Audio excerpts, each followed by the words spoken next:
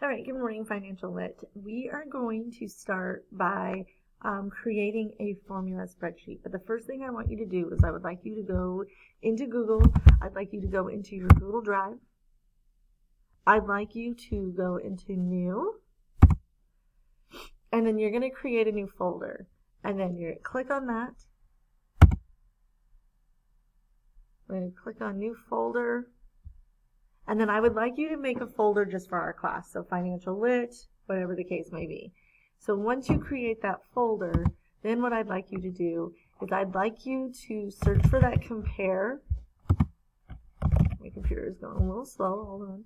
Compare, we were comparing, so here it is, compare overdraft fees.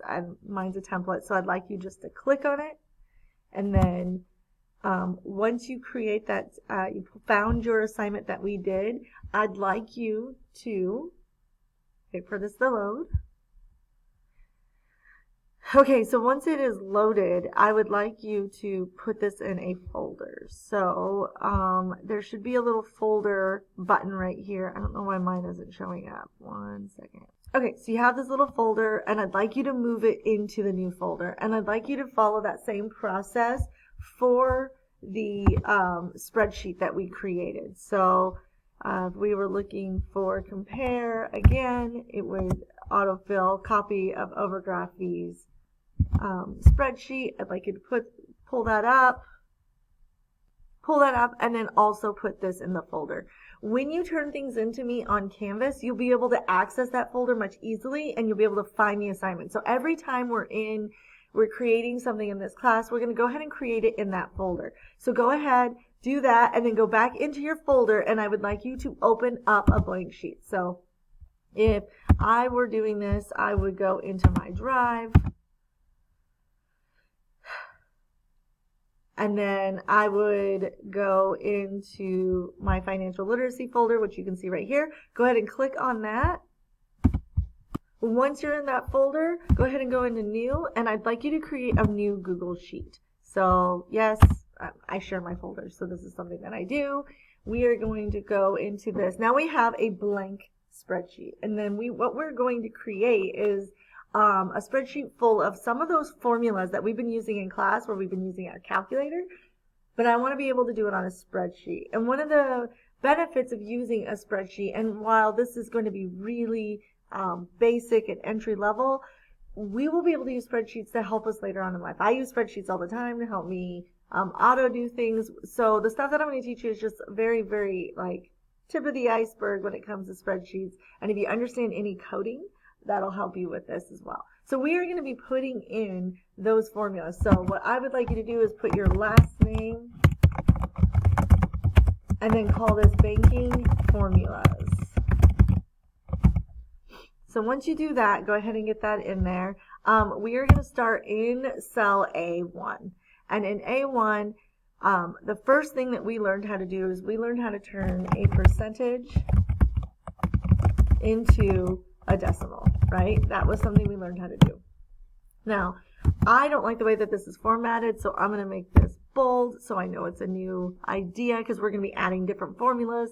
I'm also going to go into Format, Text Wrapping, and I'm going to go to Wrap so that it makes it a little bit bigger. It makes the whole thing, hold on, my lights just turned off. It makes it so that everything in there will just fit in a box and I can read everything and it won't bleed into the next box. So actually, I'm going to go ahead and click on the entire column A, and I'm going to do that. So I am going to go to Format, I'm going to go to Text Wrap and hit Wrap, and then I'm done. So now all of that will do that. So the other thing that I want to do now is we said that when we started talking about that, we were talking about our rate. So I'm going to type the word rate, and then we're going to put decimal right there. So when we talked about rate, we're given a rate, and that's always in a percentage. So I'm going to want to format this particular cell, B2, as a percentage. So I'm going to click on that, format as a percentage. So if you hover over it, it says format as a percentage.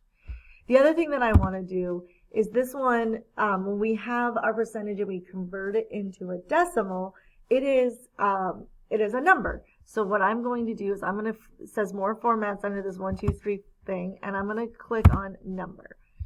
So if we were talking about a certain percentage, let's say 1.5%, I'm just going to type in 1.5, and then it automatically formats it as a percent. I'm going to also, these are the way that you increase or decrease the decimal places. I want to increase it to about 3 decimal places because some of our interest rates will be that small. And when I go to this one, what I want to do first, this will be our first little formula that we'll be using. We're going to type in the equal sign with no space, and then I'm going to click on the box above it, and then that's it. So it should say equals B2, and then I'm going to hit enter. The last thing I want to do is I want to increase the decimal places. So let's increase it 1, 2, 3, 4, and that should be enough, I think, for the purposes of this class. So now we have created our first formula where we made this, and it automatically converts any of our rates into a decimal. So go ahead and do that, and now we're going to move on to the next formula. The first formula that we actually learned how to use was simple interest. So what I'm going to do is I'm going to go down to A5, and I'm going to type in simple interest. And you can do that too. And again, I'm going to make it bold so I know that I'm going into a new formula. Sometimes, there we go, sorry. Okay, so then I'm going to go into A6. And simple interest formula was I equals PRT. The interest is going to equal the principal times the rate times the time, and we are going to get interest. So I'm going to type in the words rate. I'm going to, I want to type in principal because it's PRT. So prince. This is almost like the stuff we would write on our paper, right? Rate and then time. That is going to give us the interest. So I'm going to put simple interest.